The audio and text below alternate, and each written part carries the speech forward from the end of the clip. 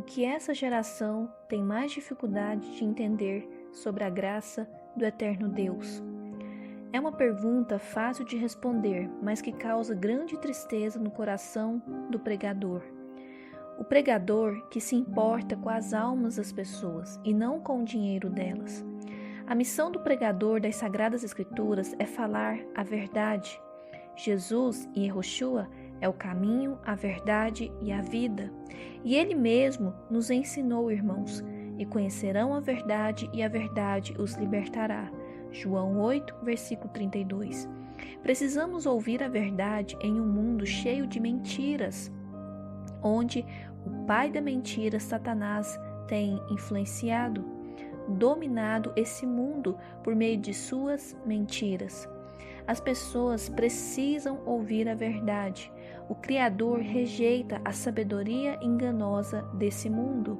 E isso está em 1 Coríntios, capítulo 3, versículo 19. A nossa geração atualmente é uma geração perversa e sem temor ao soberano Senhor, que é o Senhor sobre todos nós. O Criador e Salvador dos homens, é o Rei dos reis e Senhor dos senhores. Eu tenho medo e vergonha de fazer parte dessa geração tão maligna de hoje em dia.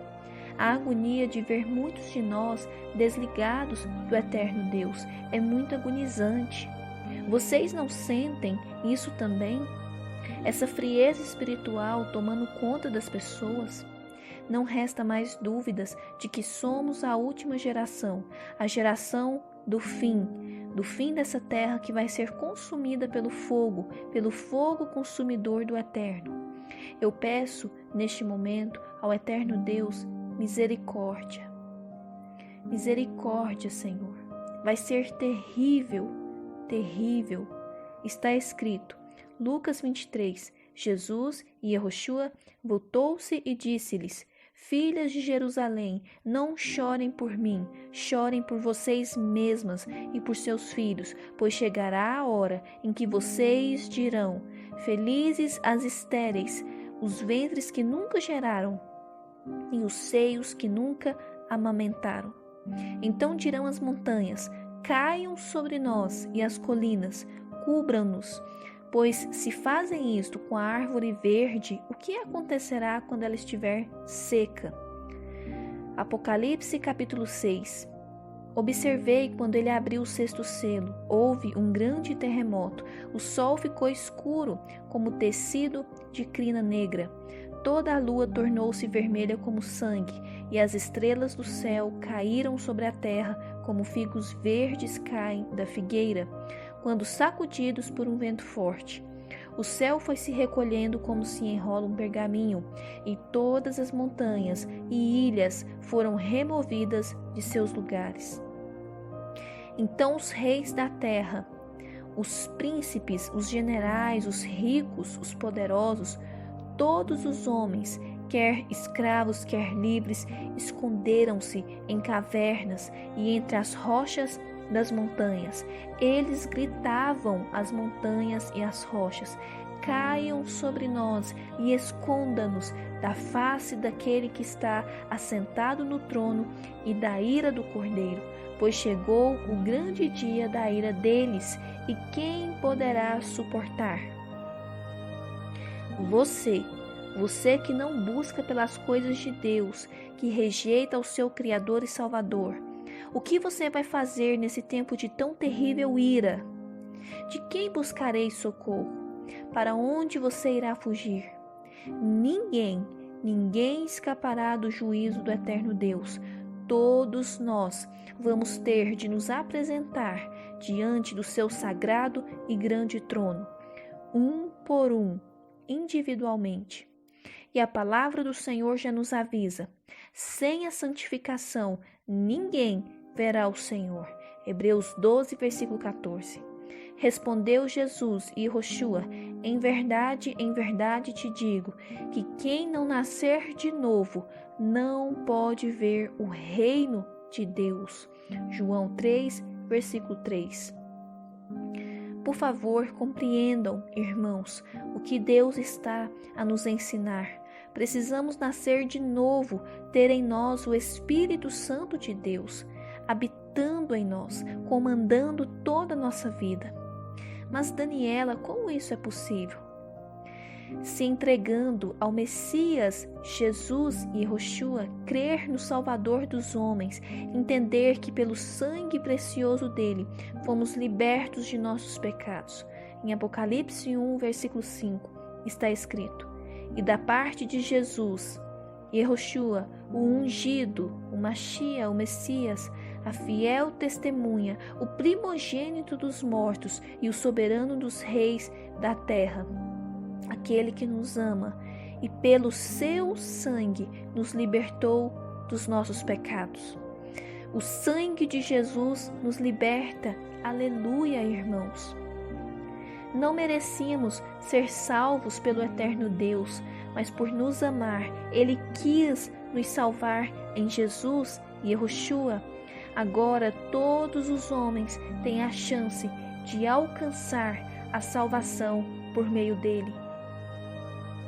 Ouçam, entender o que é a graça do eterno Deus não é difícil. As Sagradas Escrituras nos ensinam sobre a graça.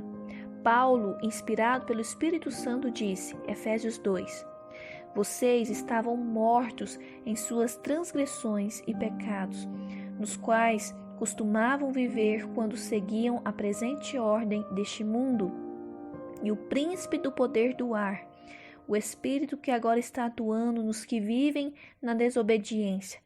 Anteriormente, todos nós também vivíamos entre eles, satisfazendo as vontades da nossa carne, seguindo seus desejos e pensamentos. Como os outros, éramos por natureza merecedores da ira. Todavia, o eterno Deus, que é rico em misericórdia, pelo grande amor com quem nos amou, deu-nos vida juntamente com o Machia, o Messias, Jesus e Yeshua, quando ainda estávamos mortos em transgressões. Pela graça, vocês são salvos. Deus nos ressuscitou com Yeshua, Jesus, e com ele nos fez assentar nos lugares celestiais no Messias e Yeshua Jesus, para mostrar nas eras que hão de vir a incompatível riqueza de sua graça, demonstrada em sua bondade para conosco, em Jesus e Yeshua, pois vocês são salvos pela graça, por meio da fé.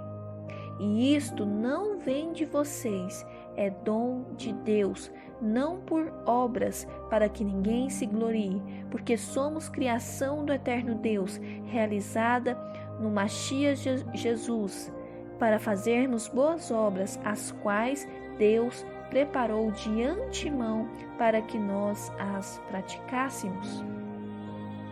No versículo 1 e 2, Paulo, inspirado pelo Espírito Santo, nos ensina que seguir os maus caminhos, ser desobediente à palavra do eterno Deus, nos leva à morte espiritual.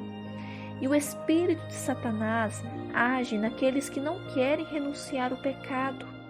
No versículo 3, 4 e 5, somos lembrados de que estávamos destinados a sofrer o castigo de Deus, mas por seu imenso amor e grande misericórdia, Ele nos deu uma nova chance, não para que continuemos com a velha natureza, fazendo o que a mente e o nosso corpo desejam. Não! Essa nova chance que nos foi dada por Deus só é possível através da nossa união com o Senhor Jesus e Yeshua. E aquele que diz estar unido ao Senhor Jesus, a palavra do Eterno diz que deve andar como Ele andou.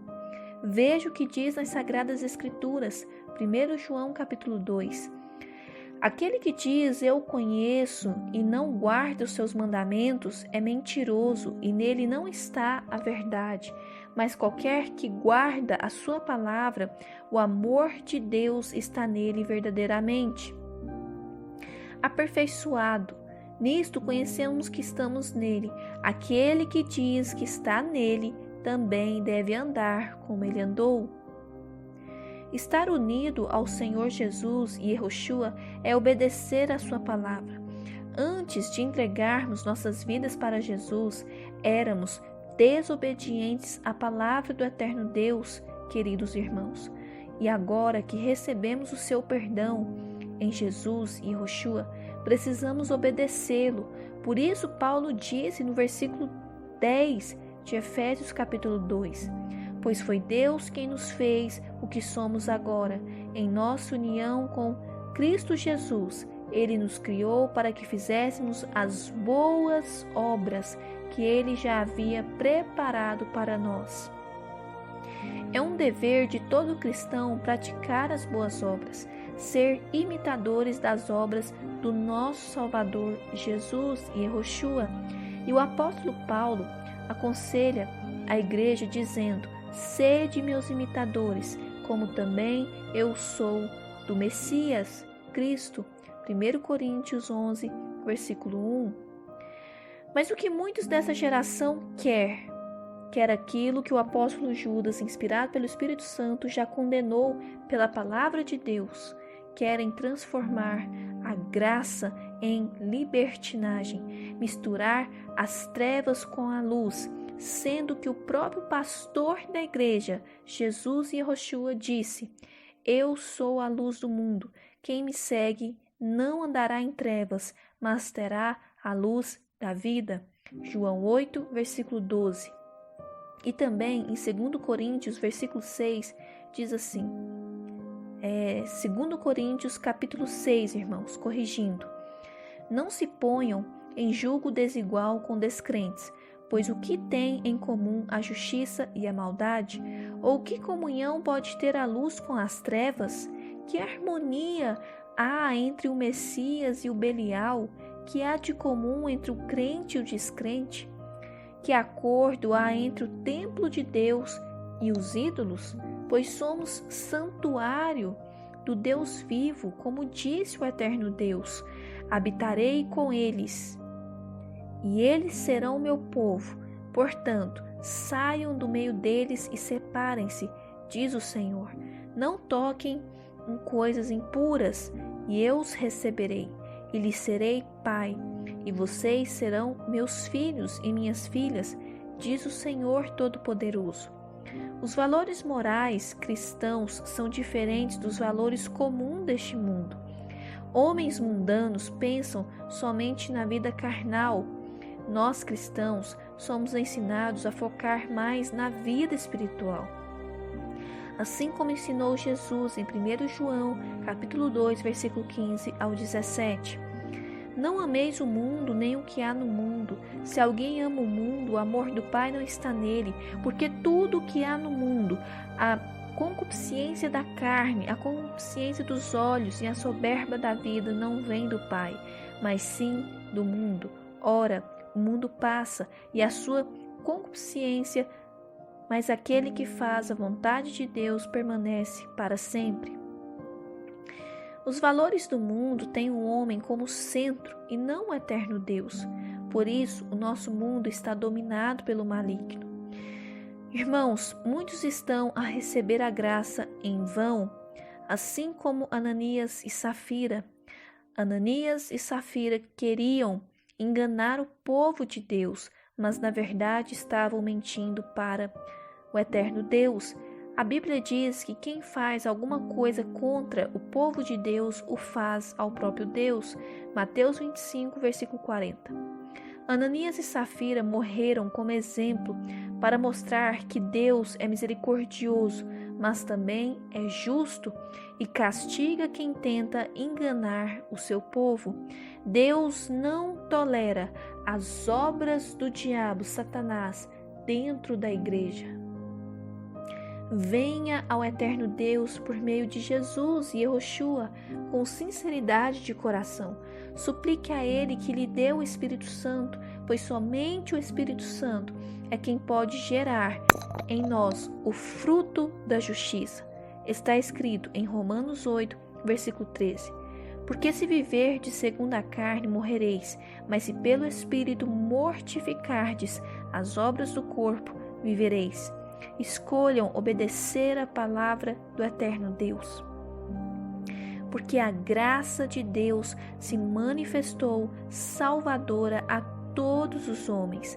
Ela A graça nos ensina a renunciar à impiedade e às paixões mundanas e a viver de maneira sensata, justa e piedosa nesta era presente, enquanto aguardamos a bendita esperança, a gloriosa manifestação de nosso grande Deus e Salvador, Jesus, Yehoshua Mashiach. Ele se entregou por nós, a fim de nos remir, resgatar de toda a maldade e purificar para si mesmo um povo particularmente seu, dedicado à prática de boas obras. Tito 2, versículo 11 ao 14. Fiquem na paz, irmãos.